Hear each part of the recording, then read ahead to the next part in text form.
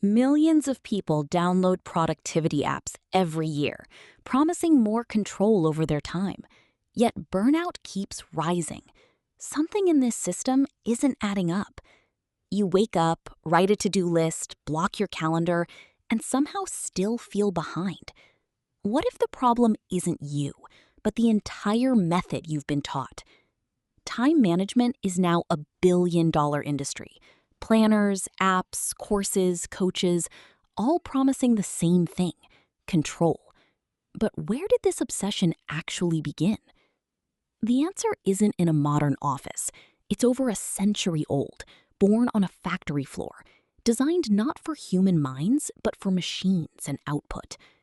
The system you're using today to plan your life was never built for you. It was built for a factory. Let's go back to where it all started. In the early 1900s, engineer Frederick Taylor studied factory workers with a stopwatch, breaking every motion into measurable seconds to maximize output. Taylor's factory efficiency didn't stay in factories. It slowly became personal, turning into checklists, planners, and the to-do lists we still use today. Modern calendars inherited this same idea: every hour treated equally, stacked in identical boxes, as if 9 a.m. and 3 p.m. demand the same focus. But your brain doesn't run on a flat schedule. Your energy naturally rises and falls throughout the day, following what scientists call your circadian rhythm. So we schedule by the clock, but our minds operate by energy. That mismatch alone quietly sabotages even the most carefully planned day. There's a name for another hidden trap: Parkinson's law. It states that work expands to fill whatever time you give it, no more, no less. Give yourself an hour for a 10-minute task, and it will somehow take an hour. More time doesn't create better results. It often creates worse ones. Then there's multitasking, praised as a skill, but neuroscience tells a different story. Your brain isn't doing two things at once, it's rapidly switching between them. Each switch leaves behind what researchers call attention residue. Part of your focus stays stuck on the last task, even as you move to the next. Now add smartphones. The average person is interrupted by notifications dozens of times a day, each one quietly fragmenting their remaining attention. This isn't accidental.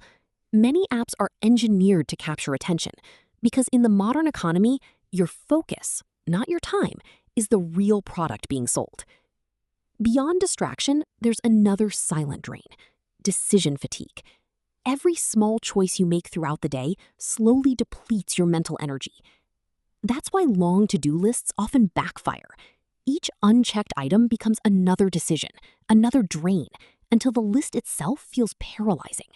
This creates what psychologists call fake productivity, staying constantly busy while mistaking motion for meaningful progress. Picture two employees working identical 8-hour days. One ends exhausted with little to show. The other finishes early, energized, having done what mattered most. The difference isn't time management, it's energy management. Performance researchers identify 4 types: physical, mental, emotional, and purpose-driven energy.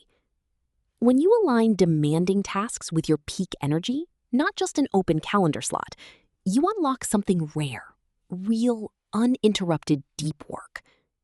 Deep work is focused, high-value effort, the opposite of shallow, reactive busy work.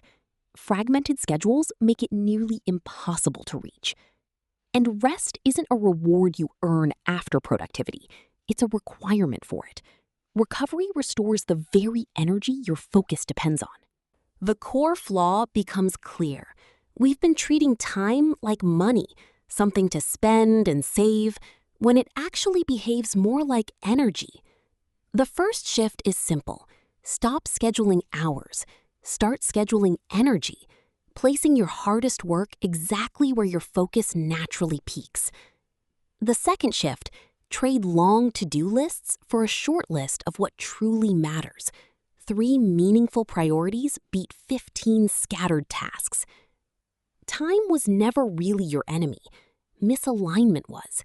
asking a factory-built system to manage a deeply human, fluctuating mind.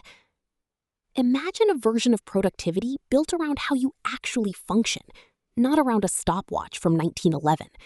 That future isn't far away. It starts with today's choices. If this changed how you see your own time, subscribe for more documentaries that challenge what you thought you already knew.